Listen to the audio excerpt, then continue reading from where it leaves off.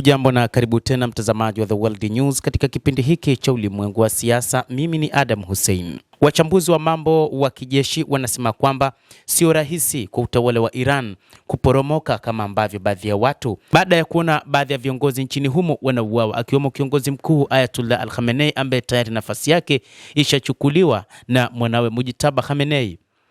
Hata hivyo, jeshi la walinzi wa mapinduzi ya Kiislamu ya Iran bado linapambana licha ya hasara wanazopata, lakini muundo wao uongozi unasalia kuendeleza mapambano. Lakini wachambuzi wanaona ishara ya shinikizo linaloongezeka ndani ya mfumo wa madaraka, wakiamini kwamba bado mfumo utaendelea kuwepo, lakini namna ilivyo katika mfumo wao sio rahisi kuangusha utawala huo. Siku 18 baada ya Marekani na Israel kuanzisha mashambulizi dhidi ya Iran yaliyomuua kiongozi mkuu hayati Ayatollah Al-Khamenei katika saa za mwanzo za vita na kuangamiza viongozi wa kisiasa pamoja na kijeshi, ilionekana kana kwamba kitovu cha madaraka cha Jamhuri ya Kiislamu ya Iran kingekuwa kimeyumba vibaya. Hata hivyo, kadri wiki ya tatu ya vita ilivyoanza, muonekano na tathmini haiendani na hali halisi.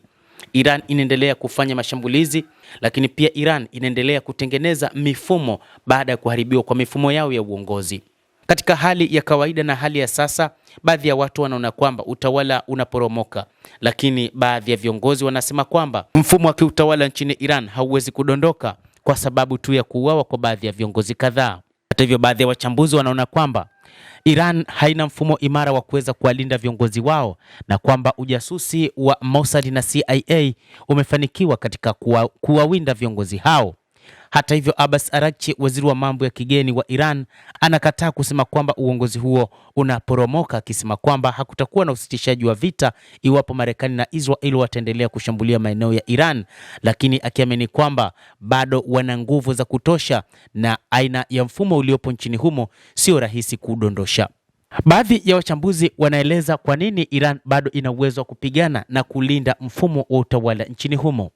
Wachambuzi wa kisiasa akiwemo Reza Tlaib anaonya dhidi ya kudhani kirahisi kwamba udhaifu wa dola unaweza kusababisha kuanguka kwa mfumo wa madaraka nchini Iran. Anasema wahusika wenye misimamo ya itikadi ndani ya jeshi na vyombo vya usalama wamefungamana kwa karibu na uhai wa mfumo huo. Aidha, IRGC si tu jeshi bali pia inadhibiti miundombinu ya kiuchumi na kiitikadi ndani na nje ya Iran. Hii inajumuisha kikosi cha Quds kinachosimamia operesheni za nje ya nchi pamoja na makundi ya wanamgambo Mashariki ya Kati yanayounga mkono malengo ya Iran.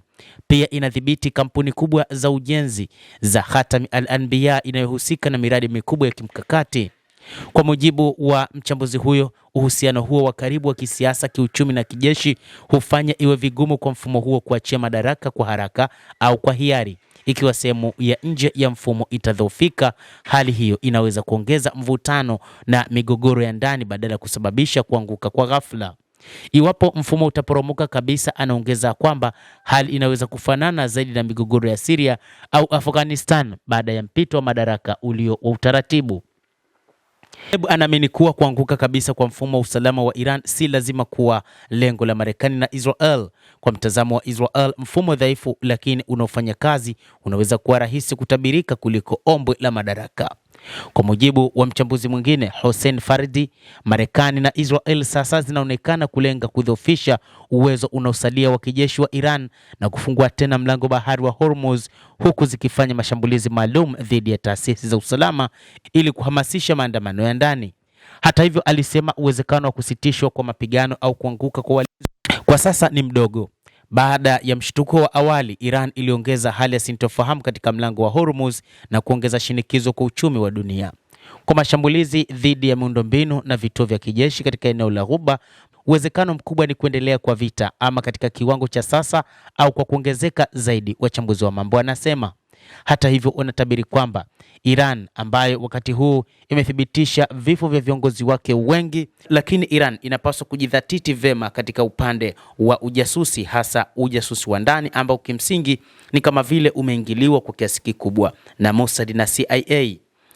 Basi mtazamaji, endelea kutufuatilia, lakini usisahau kulike, usisahau kucomment, kadhalika kusubscribe channel yetu hii upate habari hizi kwa mapana kupitia The World News. Mimi ni Adam Hussein. Endelea kuwa nasi wakati wote, endelea kutufuatilia uyajue mengi yanayojiri katika ulimwengu kupitia The World.